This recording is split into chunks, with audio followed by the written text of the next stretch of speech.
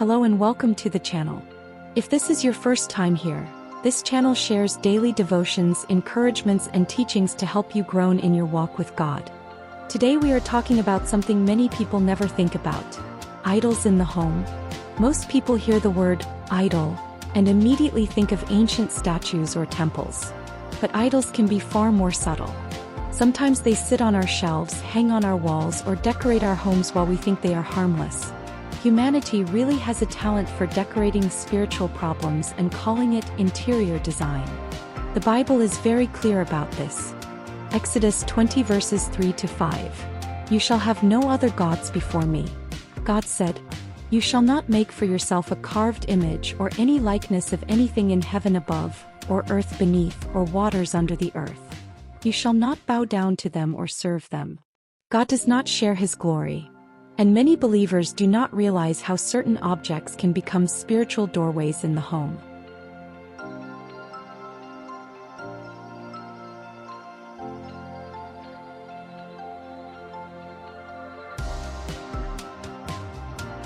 A friend once told me she had 2 little Buddha statues on her fireplace.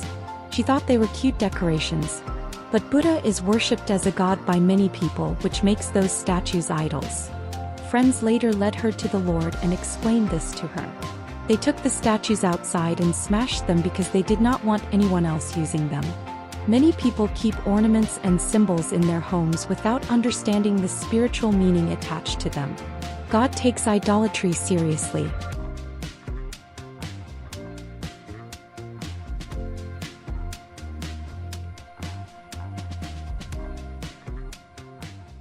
One day, a friend invited another woman and me to her house to pray. She had been struggling to sleep peacefully at night. When we entered her bedroom, I noticed a fairy doll hanging on the wall. Some ancient Jewish writings, like the Book of Enoch, describe certain spirits connected to fallen angels. Whether people see fairies as fantasy or something spiritual, I felt strongly that this object was not good. We told her she should remove it. She hesitated because her grandchildren had made it for her. I explained that it was her choice, but if she wanted peace in that room, she needed to get rid of it. She finally agreed and went outside to burn it. While I stayed in the room praying, I suddenly saw, in the spirit, something small flying straight toward my face. It looked like a fairy with a vicious expression, snapping its teeth as if it wanted to bite me. I immediately commanded it to leave in Jesus' name. It flew out the window, followed by a black bird. The next day she contacted us and said she had slept peacefully through the entire night. The Bible tells us in Jude 1 verse 6 that fallen angels left their proper place and are reserved for judgment.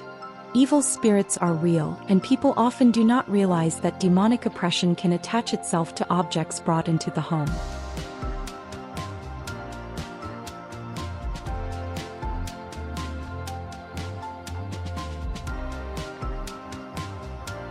When I met my friend Annette, she invited our prayer group to come and pray over her home. The first thing I noticed was a large carved mirror with a mermaid on it. I told her that mermaids are often connected to water spirits in occult practices and that she should remove it. We continued through the house. Some items felt harmless. But then I walked into an empty room and suddenly felt the Lord stop me. Behind a curtain stood a small carved figure with something heavy balanced on its head. It reminded me of the Greek figure Atlas. Immediately I heard the Lord say, "Strong man." Annette walked in smiling and admitted she had hoped I would not find it. I told her what the Lord had shown me. She said she would simply place scriptures on it. But deep down I knew that would not solve the issue. Months later, the Lord told her to burn it, and she finally did. People often do not understand that carved images made of wood or stone can become idols. Exodus 20 is not symbolic language. God meant what he said.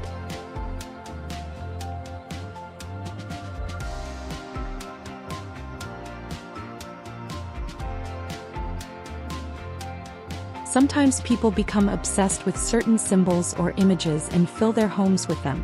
One woman decorated her entire kitchen with cows. Another woman had frogs everywhere. I visited her house for coffee, and the first thing I saw were 2 large stone frogs in the garden. Inside the house there were frogs on shelves, walls, doors, and tables. Everywhere I looked, There were frogs staring back at me like a cursed gift shop exploded. Humans really do commit fully to strange hobbies. I asked the Lord why it disturbed me so much.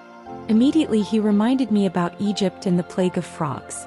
Exodus 8 verse 2. I will smite all your territory with frogs. The Egyptians worshipped frogs as gods. That shocked me.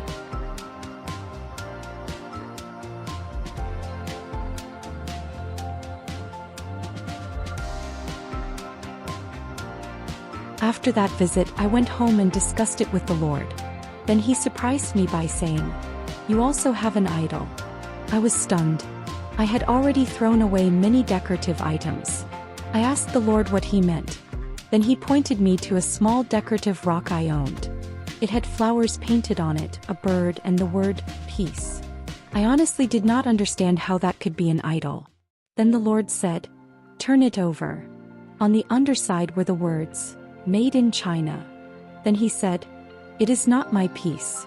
Suddenly I understood. This object had no connection to God. It was mass-produced spirituality. Manufactured comfort pretending to carry divine meaning. Humanity does adore printing holiness onto merchandise and selling it beside scented candles. The next day I showed it to a ladies' group as an example. Later I took it home and smashed it with a hammer. When I did, blue smoke came out of it, which honestly unsettled me. But afterward I felt relieved knowing my home was clean spiritually. I want the presence of God in my house, not open doors for the enemy.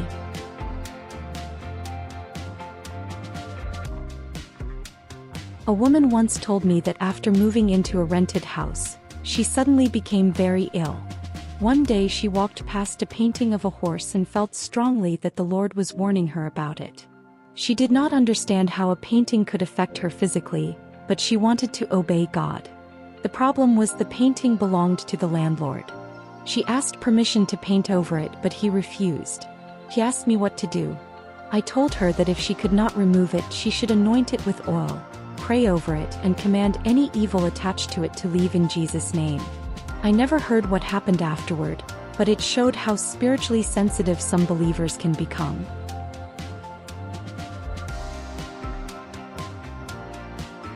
Another woman asked me to come pray at her home because she believed there was a tokalash in the house connected to witchcraft against her son. While walking through the house, I entered her bedroom and saw two large pictures hanging beside the bed. One of Elvis Presley and the other of Marilyn Monroe. I told her she had turned these people into idols. She clearly did not want to remove them. Many people idolize celebrities, musicians, influencers, or public figures without realizing it. God alone should hold the highest place in our hearts.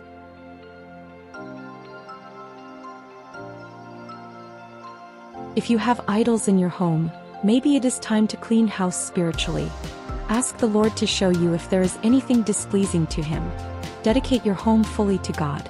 When we remove what dishonors Him, we make room for His peace, His protection, and His presence. God does not want competition for your worship.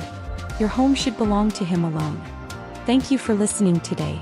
If this message encouraged you, please consider liking this video and subscribing to the channel so that you can receive more devotions and teachings. You are also welcome to share this message with someone who may need encouragement today.